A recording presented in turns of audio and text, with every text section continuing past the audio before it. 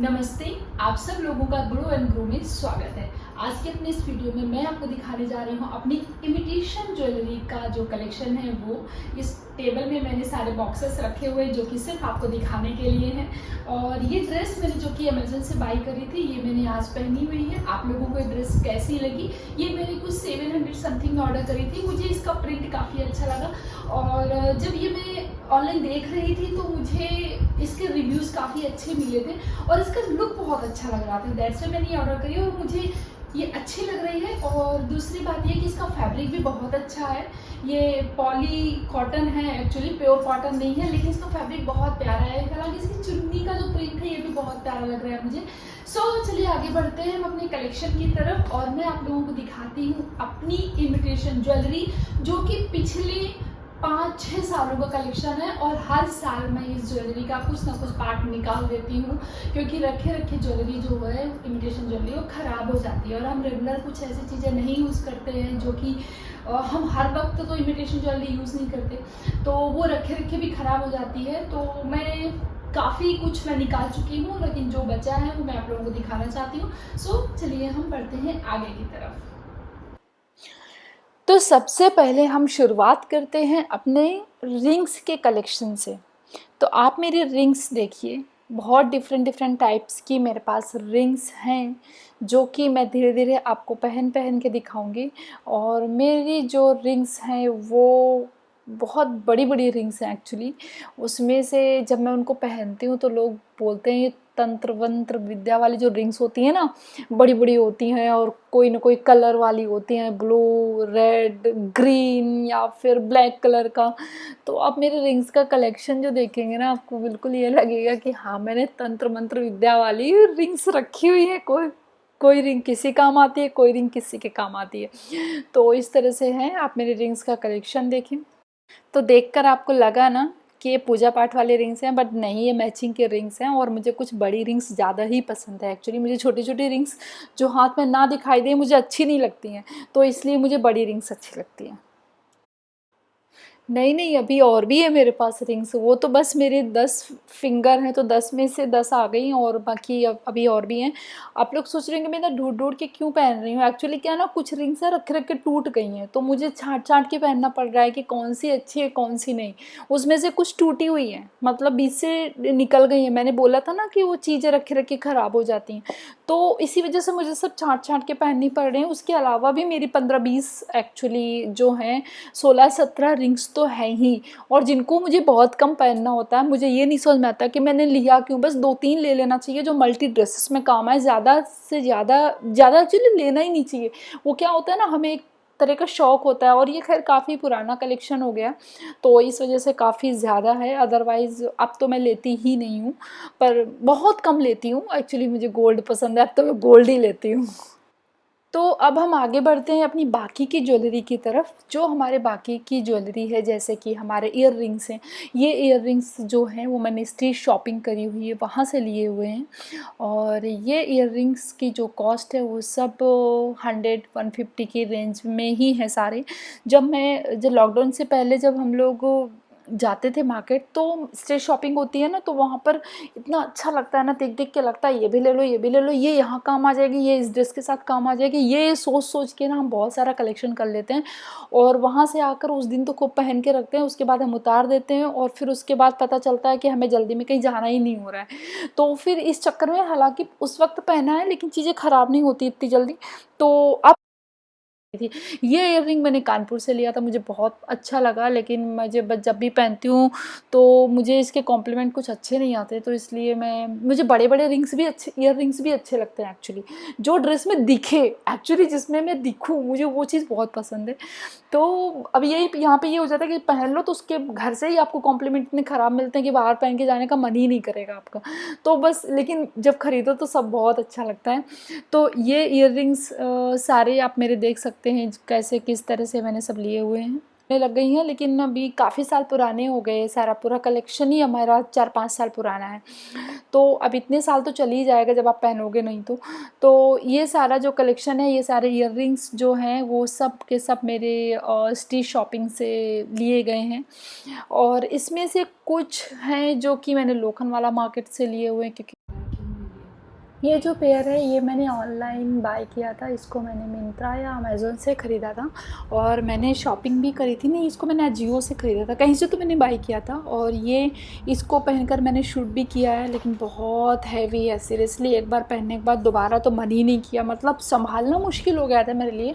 मैंने इसको पहन के साड़ी का शूट किया था और मैं सीरियसली बहुत परेशान हो गई थी। लेकिन तब भी आप इनको कुछ देर तो पहनकर फ़ोटोशूट तो करवा ही सकते हैं, इतना तक तो हम कर सकते हैं। क्योंकि हम कभी कहीं जाते हैं तो फिर ये होता है कि जाते नहीं, मतलब कभी किसी किसी ड्रेस में पहनने का मन करता है, तो एटलीस्ट होना चाहिए। तो अभी ईयर रिंग्स भी बाकी हैं, लेकिन बीच में मुझे ये नेकलेस दिख गया, जो कि ये मैंने ख़रीदा था 3-4 साल, लॉकडाउन से पहले ख़रीदा था एक्चुअली ये। और ये मुझे काफ़ी अच्छा लगा और मैंने इसको काफ़ी पहना है, लेकिन मैंने इसको काफ़ी ज़्यादा तो पहनने के लिए लोगों को दिया है ये। क्योंकि जब हम कहीं जाते हैं और हमें समझ में नहीं आता कि हमें मतलब 2-3 पेयर होते हैं अपने पास में पहनने के लिए, तो ये होता है चलो किसी को दे दो, किसी की मैचिंग में काम आ जाएगा। तो ये मैंने काफ़ी दिया है लोगों को पहनने के लिए। ये ईयर रिंग है जो कि मैंने कानपुर से लिए थे, वो जो ब्लू वाला और ये दोनों ही मैंने कानपुर से लिए थे। और ये तो अभी देख सकते हैं कि अभी मैंने इसको उस जिसमें फंसे हुए हैं उससे ही नहीं निकाला मैंने अभी तक। लेकिन हाँ, ये तो मैं अभी नए हैं, ये तो मैं पहन ही लूँगी किसी न किसी ड्रेस में, मुझे अच्छे लगे एक्चुअली। अभी पहन कर तो नहीं देखा, लेकिन वैसे मुझे अच्छे लगे। वाओ, अब मेरा सबसे फेवरेट जो मेरी ज्वेलरी है उसमें से ये है एक जो मुझे सबसे अच्छी लगी। ये मैंने शादी में अपने फेरों के वक्त पहना था और मैं अपना एक दिन शादी के वक्त जो मैंने मेरे फेरों का जो मेरा लुक था वो मैं आपको ज़रूर शेयर करूँगी किसी न किसी दिन। ये बहुत प्यारा लगा सीरियसली मुझे, मैं क्या बताऊँ। ये मैंने मलाड से लिया था अपने शादी के वक्त। मलाड के पास, मलाड वेस्ट में एक मॉल है जहाँ पर पूरा वो ओवरऑल इमिटेशन ज्वेलरी मिलती है, वहाँ से मैंने बाय किया था कुछ मेरा। ये काफ़ी कॉस्टली है बट क्वालिटी A1 है और ये मुझे बहुत प्यारा लगता है। ये पूरा साउथ इंडियन लुक कह सकते हैं या महाराष्ट्रियन लुक है, ये बहुत प्यारा लगता है सीरियसली मुझे, मैं क्या बताऊँ। और ये ज्वेलरी भी मैंने शादी के वक्त ख़रीदी थी, क्योंकि मुझे ऐसा लगा कि शायद शादी के बाद में कहीं जाना हुआ तो ये पहन सकती हूँ। लेकिन सीरियसली शादी को सोच के तो आप ख़रीदो ही मत कभी, क्योंकि शादी के वक्त गोल्ड की ज्वेलरी चलती है और आपको जो चढ़ावे में, जो हमारे इधर नहीं, मुझे लगता सब जगह जो ससुराल की तरफ से चढ़ावे में ज्वेलरी मिलती है उसी को पहन के हर जगह जाया जाता है। आप कोई भी आर्टिफिशियल ज्वेलरी नहीं पहन सकते, क्योंकि ससुराल वालों को दिखाना भी होता है कि हाँ हमने बेटी को, बहू को ये दिया है। तो एक्चुअली पहनना कम, दिखावा ज़्यादा होता है, तो वो चीज़ होती है कि सबको दिखाना होता है। और शुरू में लोग पहनते भी हैं गोल्ड की ज्वेलरी, अदरवाइज़ बाद में कौन पहनता है, इसलिए तो शादी में कोई आर्टिफिशियल ज्वेलरी ना ही लें तो बेस्ट है। अब जो ये मैं उठाने जा रही हूँ ये है मेरा, ये मैंने कोलकाता से ख़रीदा था। वो मैं गई थी एक काली टेम्पल, वहाँ पर काली टेम्पल है ना, तो काली घाट, यस काली घाट में गई थी, तो वहाँ से मैंने ये लिया था। मुझे बहुत अच्छा लग रहा था तो उस वक्त मैंने बाय कर लिया था। और ये हैदराबाद से पर्ल का किसी ने मुझे गिफ्ट किया था, ये गिफ्टेड है। और ये दूसरा, ये जो मैंने पिक किया, ये मैंने गोरेगांव में एक इवेंट नहीं एग्जीबिशन था, वहाँ से मैंने लिया था। मुझे बहुत अच्छा लग रहा था। इसके ईयर रिंग भी सेम इसी तरह से हैं, तो वो भी बहुत प्यारे लगे मुझे, तो ये कलेक्शन मैंने वहाँ से लिया था। आपको दिखाने जा रही हूँ वो है राजस्थानी ज्वेलरी का एक पार्ट, माथे की बिंदिया। ये आप देख सकते हैं कि ये राजस्थान में जब आप कोई ड्रेस पहनते हैं, वहाँ का ट्रेडिशनल ड्रेस, तो ये इस तरह की बिंदिया होती है जो कि वहाँ पे पहनते हैं। ये मेरे पास है। इसकी ज्वेलरी भी थी जो मुझे पता नहीं कहाँ चली गई, बट पूरा सेट था। पर अभी फ़िलहाल तो मेरे पास यही है, लेकिन इसका सेट कहाँ गया। बट एनीवे ये बहुत अच्छा लगा और मेरे पास इसकी ड्रेस भी है साथ में। मैं किसी दिन ये लुक आपको दिखाऊँगी कि ये लुक कैसा लग रहा है आपको मेरे पे।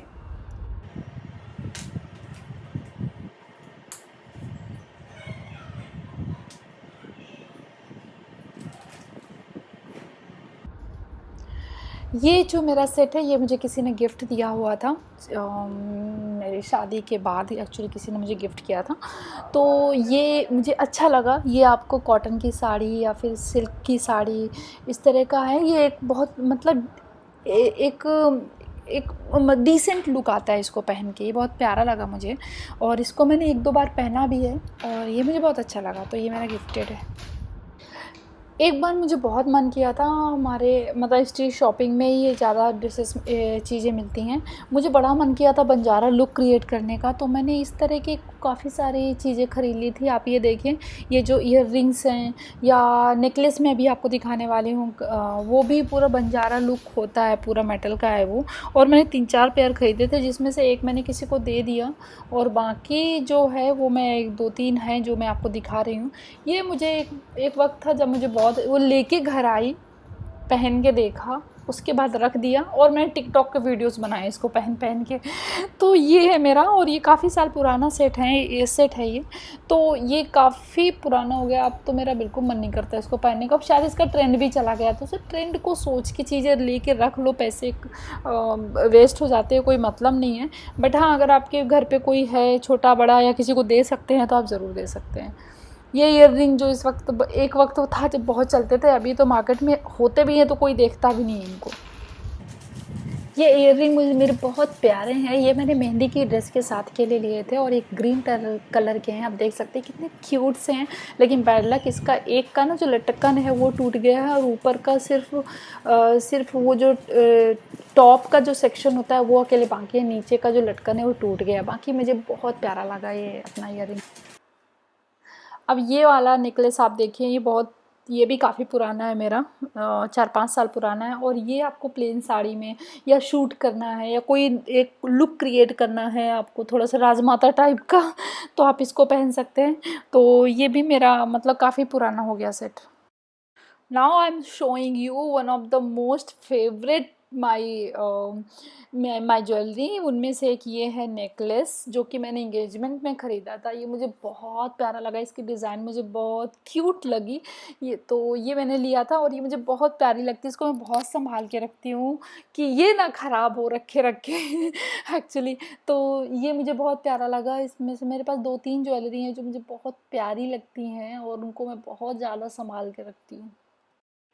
ये पूरा सेट था, इसके ईयररिंग थे, इसका माथे का टीका था और गले का था। ये पूरा का पूरा मैंने लिया था बिकॉज़ मेरा पिंक कलर का लहंगा था, तो उसमें सिल्वर कलर की जो ज्वेलरी थी वो पूरी तरह से जा रही थी, चल रही थी। तो इस वजह से मैंने ये वाला पूरा सेट बाय किया था। मुझे बहुत प्यारा लगा। किसी दिन मैं आपको एंगेजमेंट लुक अपना दिखाऊंगी, बट लहंगा मेरे पास नहीं है, वो मेरे होम टाउन में रखा हुआ है। सो मैं अभी आपको सिर्फ ज्वेलरी के हिसाब से दिखा सकती हूँ। तो ये रहा मेरा इमिटेशन ज्वेलरी कलेक्शन, जो कि मैंने बहुत ही फ़ास्ट फॉरवर्ड मोड में दिखाया है आपको, क्योंकि वीडियो की लेंथ ज़्यादा हो रही थी तो वो बहुत ज़्यादा बोरिंग लगने लगता। तो इसलिए मैंने आपको जल्दी से जल्दी आपको ये दिखाया है। तो आपको मेरी ये इमिटेशन ज्वेलरी कैसी लगी, आपका क्या फ़ीडबैक है, आपका क्या रिव्यू है, आप मुझे कमेंट बॉक्स में कमेंट करके ज़रूर बताएँ। लेकिन मैं एक चीज़ बोलना चाहूँगी कि हम लोग कुछ ज़्यादा ही, मतलब मुझे ऐसा लगता है कि अब मैं, पहले तो मैं कुछ भी खरीद लेती थी, अब मैं थोड़ा-सा प्रैक्टिकल हो गई हूँ कि मुझे लगता है कि ये सब हम इतना ज़्यादा खरीदते हैं, इससे बेटर है कि हम इन्वेस्टमेंट कर दें। या ऐसा लगता है कोई एक सॉलिड चीज़ ले लो। मतलब ठीक है, हर एक चीज़ का एक टाइम होता है, पर मैंने भी ये सब कुछ किया है, तो आई होप सो कि जब तक हम कर नहीं लेते वो चीज़ को, तब तक हमें एक्सपीरियंस नहीं मिलता और सीखने को नहीं मिलता। तो एज़ योर विश, जैसा आपको ठीक लगे वैसा करें। बट ये रही मेरी इमिटेशन ज्वेलरी, और अगर आपको इमिटेशन ज्वेलरी का अच्छा कलेक्शन लेना है तो आप मुझे कमेंट बॉक्स में कमेंट करके बताएं। मैं आपको मुंबई में तो बहुत अच्छी जगह बता दूंगी अगर आपको नहीं पता है तो। अदरवाइज़ तो लोगों को पता ही होगा कि मुंबई में इमिटेशन ज्वेलरी कहाँ पर बहुत अच्छी मिलती है और सस्ते रेट में मिलती है। सो आपको मेरा वीडियो कैसा लगा, मैं आपको फिर से मिलती हूँ नेक्स्ट व्लॉग में कुछ इसी तरह से, किसी कलेक्शन के साथ में, किसी इन्फॉर्मेशन के साथ में। तब तक के लिए बाय बाय।